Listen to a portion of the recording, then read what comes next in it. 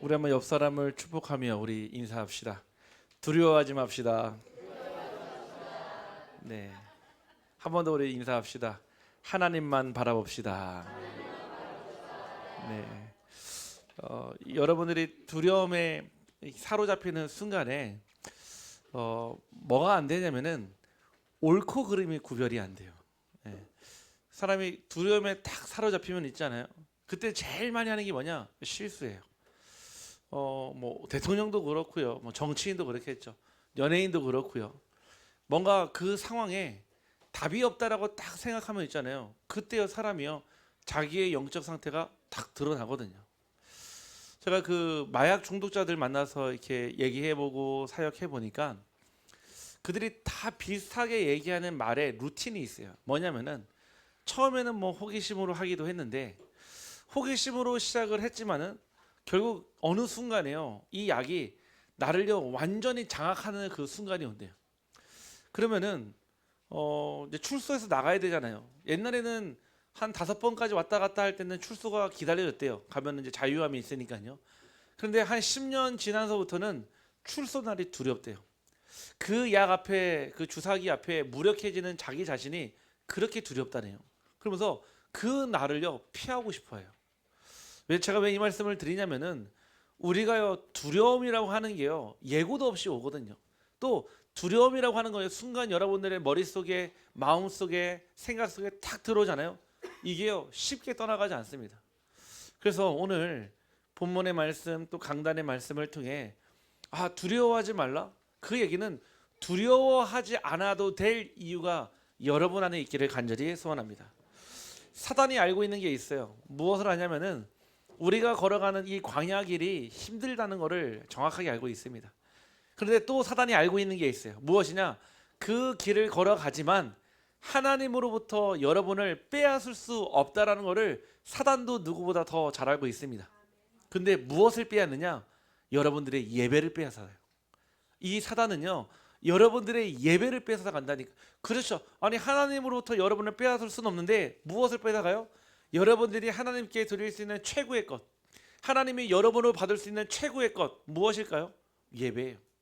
그래서 늘 강단에서 예배가 강조되어지고 여러분들에게 예배 성공은 인생 성공이고 예배 실패는 인생 실패라고까지 말씀을 드리는 이유는 결국 우리의 인생이 예배 속에 있을 때 가장 안전하며 확실하며 또 그 길이 하나님이 인도하시는 길인 줄 확신합니다.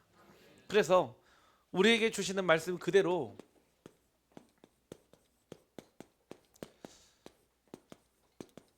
분명 땅 끝까지 구원하게 하신다고 하셨습니다.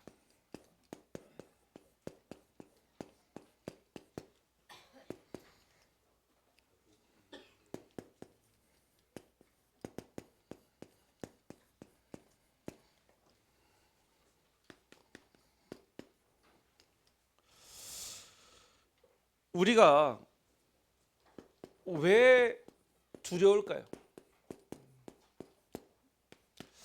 한번 잘 생각해 보세요. 왜 내가 두려워하는지, 무엇을 두려워하는지. 그 첫 번째는요 바로 오래전에 여러분 안에 각인된 과거의 상처가 있어요. 가정 안에서 받았던 상처든 부모로부터 받았던 상처든 아니면은 다른 타인에게 있어서 아니면은 다른 사건에 의해서 받았던 상처든 내 안에요 과거가 한번 크게 상처난 자국이 있으면요 그 상처가요 아물지 않으면요 바람만 불어도 아프고요 누가 스쳐 지나가기만 해도 아파요. 다른 사람에게는 별것 아닌 문제지만은 나에게는요 내 목숨이 위태로울 것 같이 아픈 상처가 되기도 합니다. 그래서 이 상처가요 요즘에는 이런 말 쓰잖아요. 트라우마예요, 트라우마. 다들 그런 얘기 하지 않습니까? 나는 어릴 때 아버지처럼 살지 말아야지. 아버지처럼 알코올 중독자가 되지 말고 아버지처럼 노름쟁이가 되지 말고 난 아버지처럼 절대 살아야지 말아야지 하지만은 결국 아버지 나이 때 되면요 나도 모르는 사이에 아버지의 길을 걸어가는. 아니 어떤 한 알코올 중독하신 분이 자기 아버지도 알코올 중독이래요. 심지어는 자기 할아버지도 알코올 중독이래. 자기는 어릴 때부터 절대 술 마시지 말아야지 했는데 그 아버지의 나이가 되니까 나도 똑같이 알코올 중독자가 돼 있는 거예요. 술을 좋아해서 알코올 중독자가 되는 게 아니라 알코올이라는 그 물질에 사로잡힐 수밖에 없는 영적인 상처와 상태가 있다는 얘기예요. 이거를 이해하지 못하고 사람을 바라보잖아요. 그럼 뭐가 되죠? 너는 도대체 왜 그래? 이 말이 나오는 거예요. 너는 도대체 어떻게 생겨 먹었길래 너는 왜 그래? 라고 얘기를 하는 거예요. 왜죠? 눈에 보이지 않잖아요. 마치 과거의 상처는요, 뿌리와 같아요. 우리가 이번에도 산불이 쫙 났는데요, 이 나무들 가운데서요, 보세요, 꽃을 피우고 열매를 맺지 못하는 나무가 있어요. 반면에요, 다 같이 탔는데요, 또 다시 열매를 내고 꽃이 피우는 나무가 있습니다. 이유가 뭔지 아십니까? 뿌리가 탔느냐 안 탔느냐의 차이예요. 아무리 겉에 가지가 타도요, 뿌리만 안 타면 있잖아요, 다시요 시간 지나면요 열매 맺고요, 꽃이 피고요, 잎이 무성합니다. 그런데요, 뿌리가 타버리면 있잖아요, 아무리 거기다가 물을 많이 쏟아주고 영양제를 준들 절대로 잎이 나거나 꽃이 피지 않습니다. 우리의 영적인 뿌리에요, 무엇이 담겨져 있느냐가요, 지금 여러분의 모습이에요. 그게 우리의 모습이에요.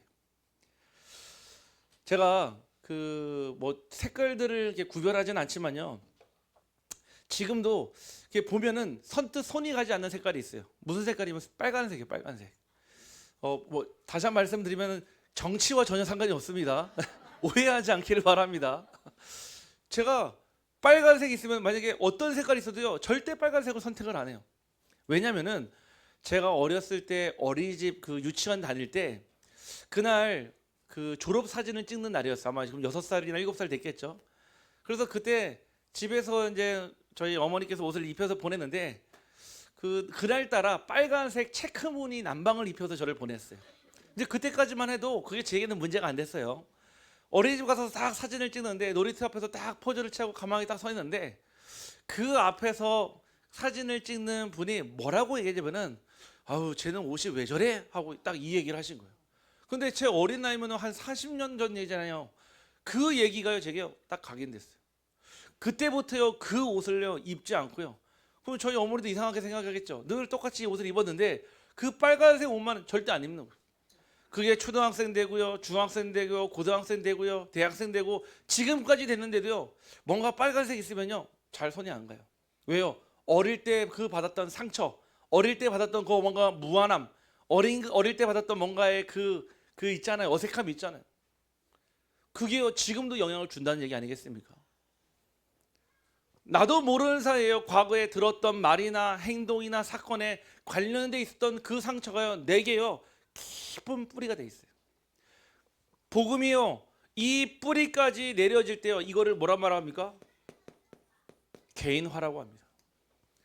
이 복음이 여러분의 귀에만 즐겁고 여러분의 마음만 평안하는 말씀이 아니라 여러분도 모르는 그 깊은 뿌리까지 이 복음이 들어가기를 간절히 소원합니다. 이게 각인이 바뀌어야 되는 거예요. 여러분들이 왜 말씀 계속 들어야 됩니까? 똑같은 말씀 계속 반복해서 듣는 이유는 그 말씀이요 나의 깊은 영혼의 뿌리까지요 바뀔 수 있도록. 아니 여러분들이요 만약에 파란색 장미를 만들려고 했으면 어떻게 만들면 됩니까? 유전자 조작하면 될까요? 간단해요. 장미 뿌리를요, 장미 줄기를요 파란색 물에다 넣으면요 저절로요 잎이 파랗게 변해요. 간단해요. 여러분들이요 무엇이 여러분들의 뿌리로 담겨져 오는지가요 오늘날 우리의 삶이에요. 왜 경제 문제 왔습니까? 왜 자녀 문제 왔습니까? 아니에요. 이미 오래전 뿌리로부터 올라오고 있는 그 옛것이 있단 말이에요. 그 출처를 바꿔야 된다는 거예요. 그 흐름을 바꿔야 되고 그 흐름이 결국 복음이라 이 뜻입니다. 우리의 깊은 영혼의 뿌리 속에 오직 복음이 담겨지기를 간절히 소원합니다. 두 번째, 우리는 언제 두려워합니까?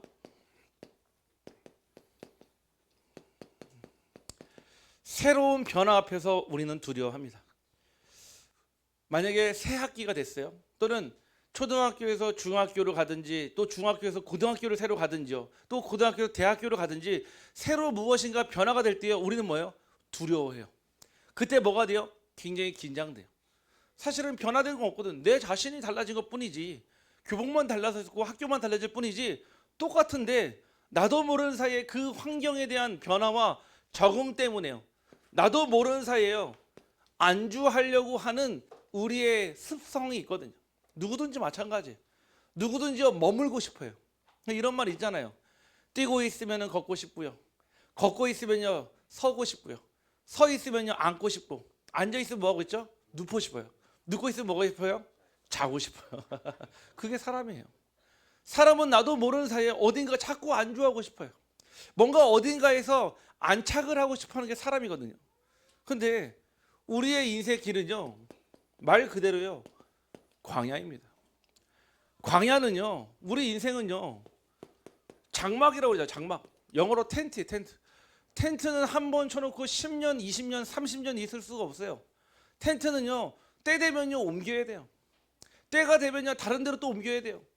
아니 꼴이 떨어지면요 다른 데로 옮겨가야 되는 거예요. 유목민이에요, 유목민. 그래서 우리 인생을 장막이라 하잖아요. 텐트. 텐트는 폈다 접었다 이사 다니고 이사 가고 이사 다니고 이사 가는 게 그게 인생입니다. 새로운 변화 앞에요 우리는요 자꾸 안주하고 싶어요. 그냥 여기가 좋사오니 초막셋을 짓고 모세를 위하여, 엘리야를 위하여, 예수를 위하여. 그렇죠, 안 되죠. 그러면 절대 안 됩니다. 절대로 안 됩니다. 돌아가셔야 돼요. 예수님이 십자가 못 박혀 죽으셔야 돼요. 그러면 안 된단 말이에요. 우리가요 자꾸요 뭐라고 하나님의 계획을 내 기준대로 바라보고 있는. 제가 뭐 결혼을 많이 안 해봤지만 한 번 해봤거든요. 한 번 해봤는데 참 어려운 게 있어요. 뭐가 어렵냐면은 뭐 다른 거는요 뭐 같이 뭐 맞춰서 살고 하면 되는데 제일 어려울 때가 언제냐면은 부부싸움 했을 때요. 부부싸움은 칼로 물베기로 하는데 칼로 안 베지도 돼요. 아니 부부싸움을 하고 나면 있잖아요. 이게 어떻게 해서 마무리를 해야 되는지 이게 참 어려워요. 근데 우리 뭐 여자들은요 그 답을 다 알고 있거든요. 남자들만 모르는 것 같아요. 사실은요. 하나 말씀을 드리자면은 부부싸움에서 남자가 이기느냐 여자가 이기느냐 이미 성경에 답이 다 있습니다. 절대로 부부싸움에서 남자는 여자를 이길 수가 없어요. 그게 하나님이 정하셨습니다. 네, 그러니까 선악과 먹지 않았겠습니까? 네, 절대 이기려고 하지 마세요. 아니 딱 부부싸움을 했는데 이걸 어떻게 해서 잘 마무리할 수 있을까? 이게 참 저에게는요 큰 고민이었어요. 왜냐면은 저희 집은요 남자밖에 없었거든요. 뭐 저희 어머니도 계시지만은 남자를 같이 살다 보니까 거의 남자화 되더라고요. 남자화. 아니 남자들만 있다 보니까요 뭔가 의견이 충돌했다 그러면 싸우면 되거든요. 치고받고 싸우면 되는데 이것도 부부끼리 하면 안 되잖아요. 또 남자들끼리는요 또 그러고 나서 금방 또 털어요. 같이 또 라면 끓여 먹으면서 또 언제 그랬냐는 등 그러고 또 넘어가거든요. 여자는 또 그게 아니란 말이에요. 또 저희 아버지는 군인이었기 때문에 뭔가 이게 딱 틀과 그런 게 막 있어요. 그래서 뭔가 이렇게 싸우고 났을 때 뭔가 그 갈등이 있을 때 저는 이게 진짜 힘들더라고요. 어떻게 해결하면 되는지. 근데 저희 사모가 저한테 처음 결혼할 때 이런 얘기를 하더라고요. 혹여 부부싸움을 하거나 투닥투닥 했을 때 정말 그 미안한 마음을 표현하고 싶고 그리고 이 상황을 해결하고 싶으면 어떻게 하면 되냐? 가서 꽃 한 송이를 사오라는 거예요. 꽃 한 송이를. 그러면은 그 마음을 알겠다라는 거예요. 받아주겠다는 거예요. 아니나 다를까요? 또 막 열심히 막 싸우고 막 마음은 막 이게 되는데 제 마음에 누가 봐도 다 제가 잘못했거든요. 제가 실수했거든요. 그래가지고 이 마음을 어떻게 해결할까 보니까 밤늦게 꽃집이 연대가 없잖아요. 그때가 딱 요맘때라 가니까요 저 큰 나무에 목련이 크게 열리더라고요. 목련을요. 그 목련을 꺾어가지고요 딱 와가지고 그 꽃을 탁 내밀었어요. 내미니까요 그때 처음에 딱 받을 때는요 그 마음을 받아주더라고요.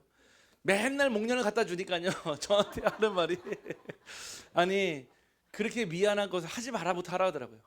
나중에는요 장미도 갖다 주고요. 근데 한 번도 꽃을 사준 적은 없어요. 다 꺾어다가 이게 있잖아요. 마음이 사가기는 아깝고 그런데 막 교회 앞에 거 꺾어 가지고 하고 막 남의 집 앞에 거 꺾어 가지고 하고요. 그러다가 한 번은요 그 안에 꽃을 선물해 줬는데 난리가 난 거예요. 왜냐 벌이 들어 있었었는데 그 벌이 튀어나와가지고 집안을 다녔거든요. 네, 혹시 저희 집에 왔는데 꽃이 있다. 그럼 어제 우리 목사님 부부싸움 하셨구나. 네, 이해하시기 바랍니다. 네, 아니 그 화해하는 것도 어렵더라고요. 뭔가 미안한 건 알겠는데 그 미안함을요 자연스럽게 해결하고 싶은데 이게 안 돼요. 그러잖아요. 미안해하면 뭐라고 하죠? 뭐가 미안한데? 하거든요. 그럼 다시 또 원점으로 또 돌아가요. 계속 답이 없는 질문을 계속 하는 거죠. 새로운 변화가 생기면 있잖아요. 나도 모르는 사이에 두려워요. 나도 모르는 사이에 그 두려움에 잡혀요. 그런데 대부분은요, 이 변화에 적응을 하면서 두려움이 자연스럽게 사라져요. 그런데 과거의 상처와 새로운 변화가 만나면요, 여기에서 영적 문제가 드러납니다. 내게 가지고 있던 이미 오래된, 가지고 있는 잘못된 상처가 있는데 그게 새로운 변화를 만나는데요, 무엇으로 보이죠? 과거의 상처의 눈으로 새로운 변화를 보니까요, 이게 나에게 뭐죠? 큰 상처가 되는 거예요. 누군가에게는 응답이 될지 몰라도 나에게는요, 큰 아픔이 되는 거예요. 여러분들, 새로운 변화가 하나님 하시는 역사로 보이기를 간절히 소원합니다. 새로운 변화 앞에요, 여러분들 언약 붙잡고 있다면 하나님이 그 길을 언약의 여정으로 바꾸실 줄 확신합니다. 세 번째는요, 아무도 도와주는 사람이 없고 아무도 나를 위해서 돌아봐주는 자가 없다. 우리는요, 이때요 굉장한 두려움을 느낍니다. Nobody. 또 길을 걸어가는데 길이 없는 것 같아요. No way. 답을 구하지만 하나님은 내게 답을 맨날 안 주시는 것 같아요. No answer. 우리의 삶이요, 늘 항상 이렇게 안에 있으니까요, 두려움이요 내 안에요 늘 항상 찾아오는 거예요. 두렵죠, 무섭죠, 걱정되죠, 염려되죠. 그런데 그 걱정과 염려가요, 여러분들의 키를 한 자라도 더 늘릴 수 있냐 그러냐? 안 된다고 그랬어요. 여러분들이 걱정한다고 했어요, 저 별을요, 저 식물을요, 저 사과를 더 많이 달게 할 수 있습니까? 불가능해요. 그래서 이것이 아니라 하나님은 저와 여러분이 무엇으로요? 생명과 말씀으로 하나님께 나아가기를 간절히 소원하십니다.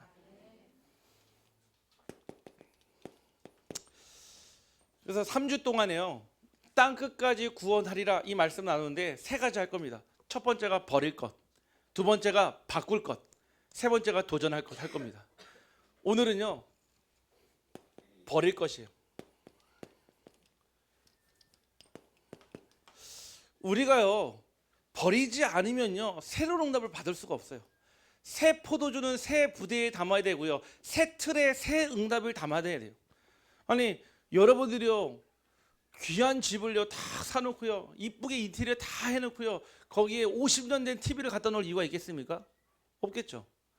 여러분이요, 중요한 응답 앞에요, 여러분들의 과거의 상처와 두려움과 아무도 나를 도와주지 않는다라고 하는 그것을요 버리지 않으면요, 새로운 시작, 새로운 응답이 되지 않습니다. 그래서 버려야 돼요. 첫 번째 무엇을 버려야 되냐? 틀린 생각입니다. 하나님의 역사의 시작도 생각이고요, 하나님의 역사의 끝도요 생각입니다. 이번 주 말씀을 나눴죠. 저는 기적 중에 최고의 기적은요, 사람이 구원받는 거예요. 아멘. 저와 여러분이 다 기적으로 이 자리에 있는 줄 확신합니다. 다시 한번 우리 옆 사람을 축복합시다. 당신은 하나님의 기적입니다. 네, 기적이에요. 여러분들이 구원받고 이 자리에 앉아 있는 거 기적입니다. 지난주에 우리 신방 예배 다녀왔는데 이분이 그런 포럼 하더라고요. 자기가 어떻게 이 복음을 들었는지, 왜 일찍 이 복음을 듣지 못했는지 이 고백을 하시더라고요. 이제 복음 들은 지 1년도 안 됐는데. 저는 그분이 처음 복음 들을 때부터 지금까지 다 봤거든요. 정말 복음 들을 수 없는 절대적인 상황에서 하나님이 구원하시겠다고 작정하시니까 세상에 그 어떤 슬픔도 아픔도 하나님 잊게 하시고 또 뛰어넘게 하시고 복음으로 인도하는 거 봤거든요. 그 고백이 그러시더라고요. 어떻게 이 구원을 받았는지, 내가 왜 일찍 이 그리스도를 몰랐는지. 여러분들이요, 틀린 생각 속에 계속 머물러 있으면요, 무엇이 오냐면요, 틀린 기도가 와요. 나도 모르는 사이에 자꾸요 다른 기도하는 거예요. 틀린 기도하는 거예요. 하나님의 원하시는 기도가 아니라 나 중심의 기도를요 계속 하는 거예요. 아니, 틀린 생각은 뭐가 있습니까? 많은 것들 있잖아요. 사람을 위한 생각 좋죠, 중요하죠. 사람과 사람 간의 관계가 얼마나 중요합니까? 그런데 복음보다 앞서가면 그것도 우상이에요. 복음보다 사람을 위한 생각이 더 앞서가면 오히려 복음을 막는 장애 역할을 합니다. 사람은요 99개를 잘해도요 하나 못하면요 나쁜 사람 돼요. 우리가요 교회 안에서든요 가족이든요 또는 직장 동료든요 대할 때요 항상 기억하십시오. 하나님 앞에서 하시길 바랍니다. 아, 이 사람에게 도움이 필요하다? 만약에 도움을 준다 했을 때도요 하나님 앞에서 하시기를 간절히 소원합니다. 반대급부를 요하고 나에게 다시 유익을 구할 것을 구해서 내가 도와주는 것이 아니라 하나님 앞에서 하면요 금방 답 나와요. 도와줘야 될지 도와줘야지 말아야 될지. 사람 앞에 서니까 이제 뭐가 나요? 내 감정이 앞서는 거예요. 사람 앞에 서니까 뭐가 나와요? 내 유익이 앞서는 거예요. 사람 앞에 서니까 뭐가 나와요? 내 하나님의 계획보다도 사람의 계획을 먼저 전달하게 됩니다. 그래서 교회에서 보면요 저는 지금까지 30년 넘게 40년 가까이 신앙생활을 하면서 한 번도 하나님 때문에 시험 든 사람 본 적이 없어요. 다 사람 때문에 시험 들지. 목사님 때문에 시험 들고요, 장로님 때문에 시험 들고요, 권사님 때문에 시험 들고요, 집사님 때문에 시험 들어서 교회 안 나오지, 하나님 때문에 시험 들어서 교회 안 나온다? 그런 적이 없어요. 우리가요 무엇을 먹으나 무엇을 마시나 교회에서 헌신을 하나 헌금을 하나 신앙생활 하나 하나님 앞에 서기를 간절히 소원합니다. 그래야 돼요. 그래야죠 응답과 여정이요 틀린 생각이 아니라 하나님 주시는 응답으로 옵니다. 당연히 틀린 응답이 오죠. 틀린 응답이 뭘까요? 나를요 자꾸 더 강화시키는 응답이에요. 복음을요 나 중심적으로 이해하니까요 자꾸 나만 더 강화돼요. 그런 사람 주변에는요 사람이 같이 있을 수가 없어요. 왠지 아십니까? 영적인 거는 전달돼요. 우리가 흔히 마음도 이심전심이라 전달된다 하는데 영적인 것은요 시공간을 초월해서 전달됩니다. 아 진짜 저분이 나를 위해서 기도하는구나. 저는 알거든요. 아 진짜 목사님이 나를 위해서 진짜 기도하시는구나 알거든요. 성령은요 반드시 하나님이 주시는 생각과 역사와 기도와 응답을 통해 역사하십니다. 근데 그 시작이 뭐라고요? 생각이에요. 그래서 여러분들이 이 시간요 올바른 생각만 해도 응답받아요. 우리 한번 옆 사람을 축복합시다. 올바른 생각을 합시다. 네, 하나님 관점에서 생각합시다. 네. 그래서 세상의 모든 기관과 시설을 그냥 다 사람을 위해 존재해요. 병원, 학교, 경찰서, 사회복지시설 뭐 모든 게 그래요. 유일하게 교회만 하나님을 위한 기관이에요. 유일하게 교회만요 하나님께 영광 돌리고 하나님이 가장 기뻐하시는 기관과 시설은 교회밖에 없어요. 그래서 사람 때문에 교회 다니고 예배 드리는 것이 아니라 하나님이 주시는 그 마음과 생각을 가지고 교회에 오기를 간절히 소원합니다. 틀린 생각은요 결국은 틀린 기도로 연결되게 돼 있거든요. 이 틀린 생각을 가지고 있으니까요 무엇으로 갑니까? 사람을 위한 늘 땅의 것에 생각이 잡혀요. 어쩔 수 없어요. 맞는 말이지만 틀린 말이나 의식주요. 무엇을 먹을까 무엇을 마실까 무엇을 입을까 이게요 우리의 생각과 삶이요 굉장히요 딱 붙어 있어요. 마치요 도로에 붙어 있는 그 껌처럼요 뛸래야 뛸래서 절대 띄어지지 않는 것처럼 딱 붙어 있어요. 유착돼 있어요. 아니 신앙생활을 하는데요 의식주가 영향을 주니까 어떻게 되죠? 그 의식주의 신앙생활이 녹아져 버리는 거예요. 사실은 영적인 부분에 우리의 의식주가 녹아져 버려야 되는데 반대로요 의식주 때문에 영적인 부분이 영향을 받는 거예요. 그래서 오늘 결론을 말씀을 드렸지만 저는요 영적인 부분에 손해가 될 것 같으면요 저는 아예 안 합니다. 되도록이면 안 하려고 합니다. 왜냐면요 하나님이 하시는 부분을 봤기 때문에요 정말 영적인 부분을 극대화시키기 위해서요 제 육신적인 그런 부분을 최소화시킵니다. 최소화. 우리 성도님들이요 정말로 성령의 인도 받는 올바른 생각이 내게 있기를 간절히 소원합니다. 세 번째는요 세상 것. 어쩔 수 없어요. 눈으로 보는 것. 우리가 제일 많이 보는 거는요 결국 영상 매체거든요. TV를 보든 드라마를 보든 유튜브를 보든 아니면은 뭐 틱톡을 보든 릴스를 보든 보거든요. 이게 보는 게요 어디로 가느냐? 여기로 가요. 여기에 영향을 주니까 나도 모르는 사이에요 세상 것에 대한 기준을 가지고 하나님 것을 구별하기 시작해요. 마치요 창세기 6장이에요 1절에서 5절에 하나님의 아들들이여 세상의 딸들의 아름다움을 보고 결혼하고 장가가기 시작했다고 그랬어요. 눈으로 보여지는 것이 전부라고 생각하니까요, 하나님의 든 말씀, 기준, 생각 완전히 무너뜨리고요, 사람의 딸들의 아름다움을 보고, 두 번째는요, 귀로 듣는 것이요. 언제 여당과 야당의 싸움이 멈출까요? 저는 확신합니다. 예수님 오셔도 절대 멈추지 않습니다. 절대로 멈출 수가 없어요. 그게 자체가 정상이에요. 여야가 갈등해야죠. 올바른 길 나오지 않겠습니까? 어떤 한쪽에 권력의 치우침이 있잖아요. 반드시 문제가 생겨요. 어떤 한쪽에 권력이 집중되면 있잖아요. 반드시 그 안에 부패세가 생긴다니까요. 그래서 여야가 원래 싸워야 되는 게 정상인 거예요. 사실은요. 세상의 것에 우리가 기준을 가지고 육신의 삶으로 본다면요, 답이 없는 싸움이에요. 그렇겠죠. 그런데 하나님 주시는 올바른 복음의 생각으로 본다면요, 분명 답이 있습니다. 무슨 답이죠? 살려야 되는 답이 있습니다. 우리는 무엇을 버려야 됩니까? 틀린 기도를 버려야 돼요. 틀린 기도는 무엇인가요? 마태복음 6장 5절에서 8절입니다. 제가 한번 천천히 읽어보겠습니다. 또 너희는 기도할 때 외식하는 자, 즉 다른 사람을 의식하는 자와 같이 하지 말라. 그들은 사람에게 보이려고 회당과 큰 거리 어귀에 서서 기도하기를 좋아하느니라. 내가 진실로 너희에게 이르노니 그들은 자기의 상을 이미 받았느니라. 사람에게 보여주기 위해서 하는 기도 있잖아요. 사람의 귀를 즐겁게 하는 기도, 사람에게 경건한 척, 믿음이 있는 척 보여지는 그 기도는 이미 그 상이 그 자리에서 끝났다는 거예요. 두 번째, 너는 기도할 때 내 골방에 들어가 문을 닫고 은밀한 중에 계신 내 아버지께 기도하라. 은밀한 중에 보시는 내 아버지께서 갚으시리라. 뭐라고 했습니까? 혼자 있는 시간이. 이 시간에 여러분들이 진짜 기도가 된다면요, 반드시 확신하십시오. 지금 하나님이 나와 함께 하시다는 사실을요. 여러분들이 혼자 있는 시간에도요, 찬양이 막 입에서 울려 퍼지고요, 혼자 있는 시간에도요, 기도가 되어지고, 혼자 있는 시간에도요, 진짜 성령으로 충만하다.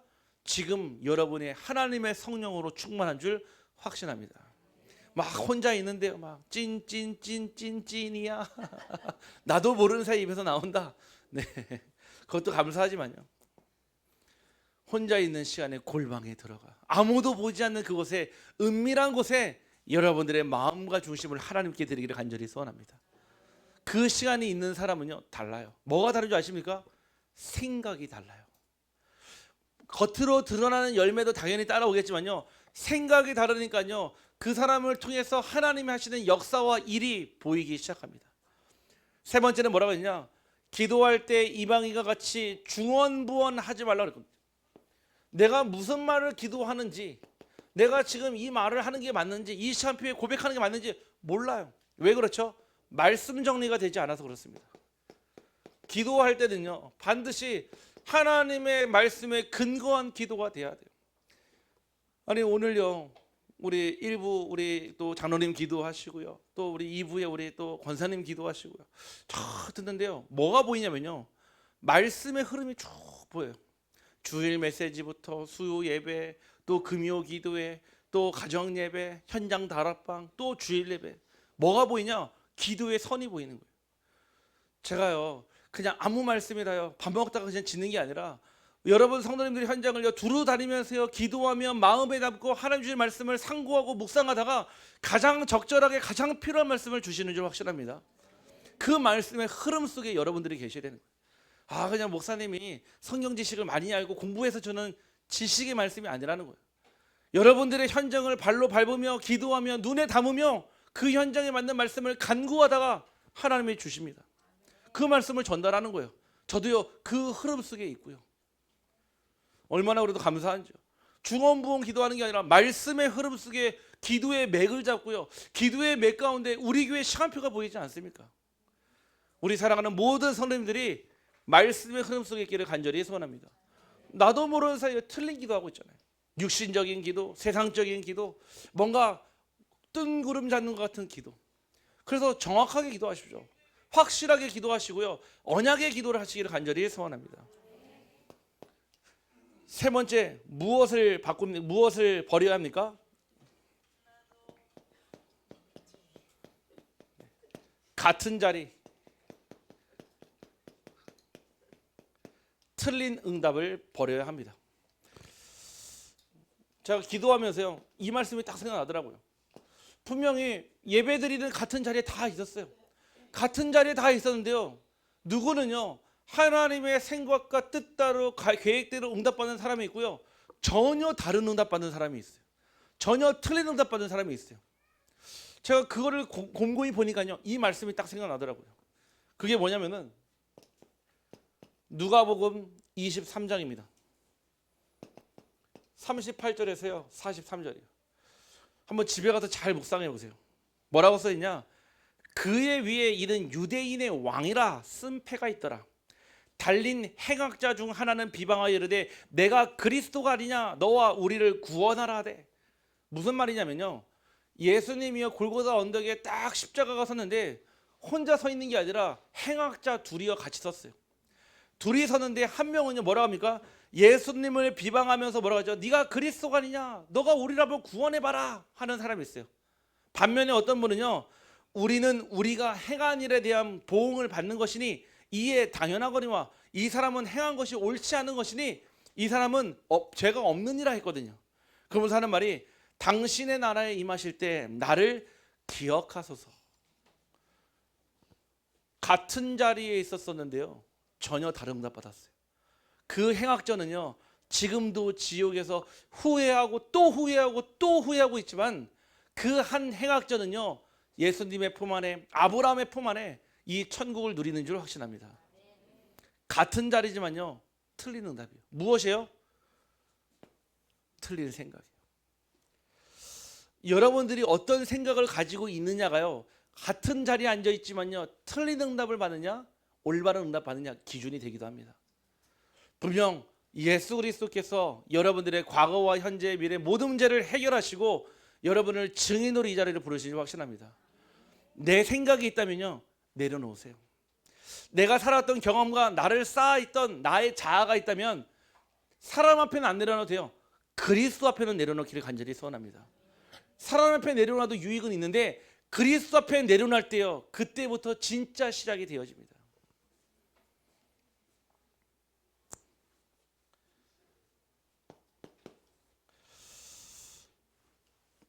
결국 같은 자리 틀린 응답을 넘어서 뭐가 있습니까? 바로 이게 남아요.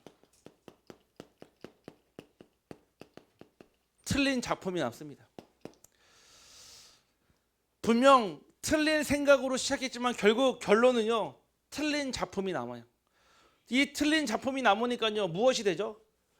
우리의 선대, 당대, 후대에게 영향을 주는 그 작품이 남는단 말이에요. 여러분들이 올바른 복음의 작품만 남겨도요 여러분의 선대가 축복을 받습니다. 아무리 돌아가셨어도요, 아 너의 아버지가 누구시냐, 분명히 다윗이 고백했잖아요. 베들레헴 사람 이새의 아들 다윗이라고요. 여러분들이 어떤 작품을 남기느냐에 따라서요 선대와 당대와 후대가 축복을 받습니다. 반대로요, 여러분들이 틀린 작품을 남기면요 선대와 당대와 후대가 저주와 재앙을 받아요. 출애굽기 20장 4절에서 5절 말씀이에요. 자손의 3, 4대가 망한다고. 제일 큰 저주가 뭐냐면요, 내 자녀가 망하는 거를 내 눈으로 확인했는데 내 자녀의 후대가 망하고 또 후대가 망하는 거를 내 눈으로 목격하는 게 그게 가장 큰 저주인 거예요. 우리 사랑하는 성도님들, 시작은요 생각입니다. 생각은 우리가 마음대로 할 수는 없지만요 그 길은 정할 수가 있어요. 여러분들이요 말씀 속에서요 사람과 만남과 사건 가운데 하나님 하신 일을 보면서요 기대하고 기다리고요 살리는 생각을 하고 있잖아요. 그게 눈으로 그대로 성취됩니다.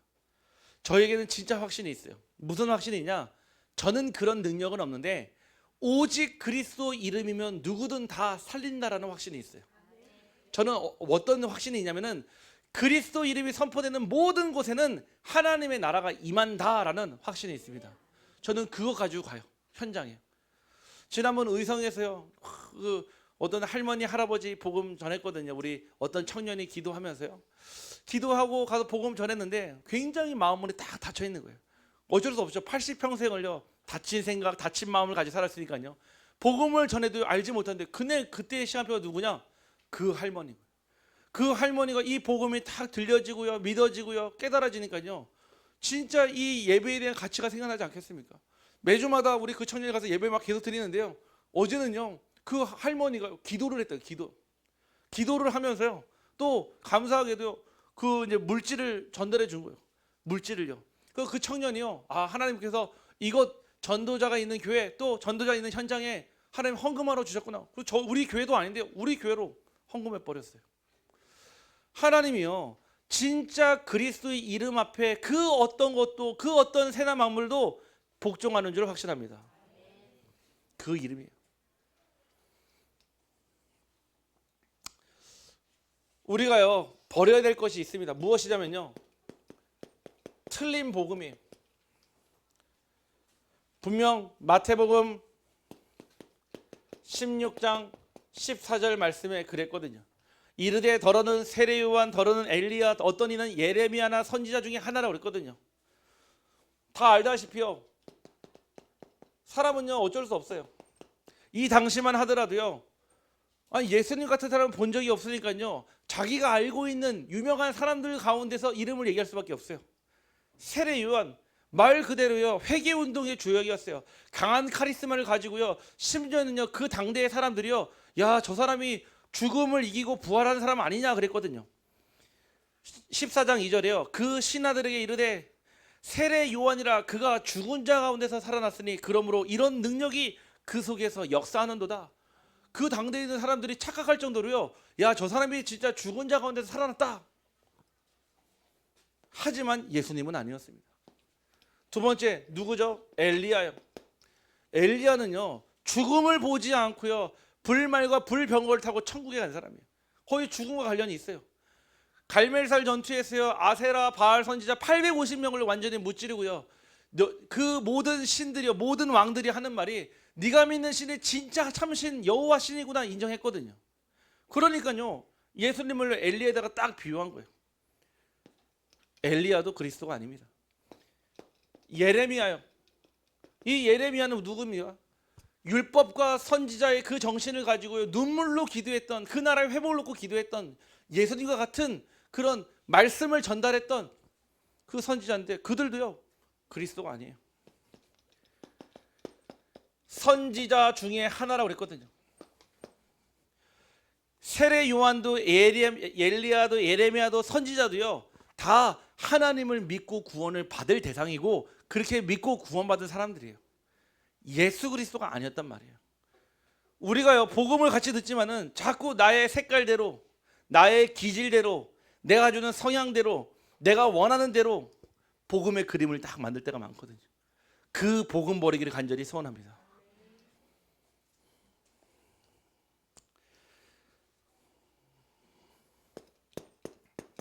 마지막으로 우리가 버려야 될 건요 틀린 기준입니다. 그 첫 번째는요 사람에 대해서요.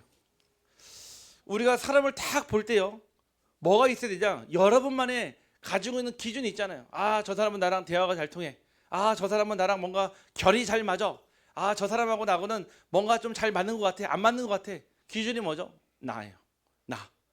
내가 맞아야 되고, 내가 편해야 되고, 내가 뭔가 행복해야 돼요. 그게 기준인 거예요. 아닙니다. 사람에 대해서는요 두 가지 기준밖에 없습니다. 하나님을 믿지 않는 불신자는요 전도 대상 그 이상도 그 이하도 아닙니다. 아멘. 여러분들에게 유익을 주거나 여러분의 손해를 끼치는 사람들이 아니라 전도해야 될 대상 그 이상도 그 이하도 아니에요. 심지어 여러분의 부모일지라도요, 여러분의 남편일지라도요, 여러분의 자녀일지라도요, 내 자녀에 앞서 이전의 전도 대상이에요. 그러면요 이 복음들은 모든 사람은요 따라합시다. 동역자예요. 다만 대화가 좀 잘 안 통하는 동역자 있잖아요. 좀 있잖아요. 안 친한 동역자 있잖아요. 뭔가 나랑 관심사가 잘 안 맞는 동역자 있잖아요. 그것뿐이에요. 동역자입니다. 함께 하나님의 나라의 일을 이루는 동역자. 하나님이 저와 여러분을 부르신 줄 확신합니다. 우리는요, 문제에 대한 기준도 바꿔야 됩니다. 여러분이요, 반드시 세 가지 눈을 뜨고 봐야 됩니다. 첫 번째가 바로 복음의 눈으로 봐야 돼요. 문제가 생겼다, 사건이 생겼다, 일이 생겼다, 복음의 눈으로 봐야죠. 이게 나와요. 사실, 현실, 진실을 넘어서 영적 사실이 보여지기 시작합니다. 복음의 눈으로만 볼 수 있어요. 영적 사실은요. 아무리 세상의 언론에서요, 뉴스에서요 얘기를 해줘도요, 사실과 현실, 진실까지는 전달해줘요. 진실도 왜곡하지만, 진실도 곡해하지만요, 영적 사실은요 오직 복음의 눈으로만 전달할 수 있습니다. 두 번째는요, 전도의 눈으로 봐야 돼요. 문제가 생겼다, 반드시 그 가운데 복음 받을 자가 있어요. 어려움이 생겼다, 위기가 생겼다, 반드시 그 사이에 구원 얻을 자가 있습니다. 그 눈으로 정확한 답을 줄 수 있고요. 마지막 세 번째는요, 제자의 눈으로 봐야 돼요. 우리와 같이 함께 전도 운동 지속할 제자를 찾는 그 눈이 있기를 간절히 소원합니다. 이게 기준이에요. 사람을 볼 때, 문제를 볼 때. 마지막 세 번째는요, 여러분에게 주어진 일입니다. 업이 있잖아요. 학업을 하기도 하고요. 또 여러분들의 직장과 여러분의 산업이 있거든요. 그 일에는 두 가지 일만 있습니다. 주업과 부업이 있어요. 주업은요, 사람 살리는 게 여러분의 주업이고요. 부업은요, 여러분들이 하고 있는 그 일이 부업입니다. 그 주와 부가 바뀌지를 않으니까요, 우리의 업이요, 빛의 경제응답을 받을 수가 없는 거예요. 진짜 우리가 빛의 경제응답 받으려면요, 주업과 부업만 바꿔도 응답 받습니다. 그게 우리의 생각의 차이라는 거예요. 여러분들의 생각을 어떻게 하느냐에 따라서요, 응답의 길과 응답의 여정이 달라져요. 그러면은 반대로 하나님께서 우리가 생각하면 무조건 다 하시냐, 그 뜻이 아니에요. 하나님 주시는 생각이라는 얘기예요.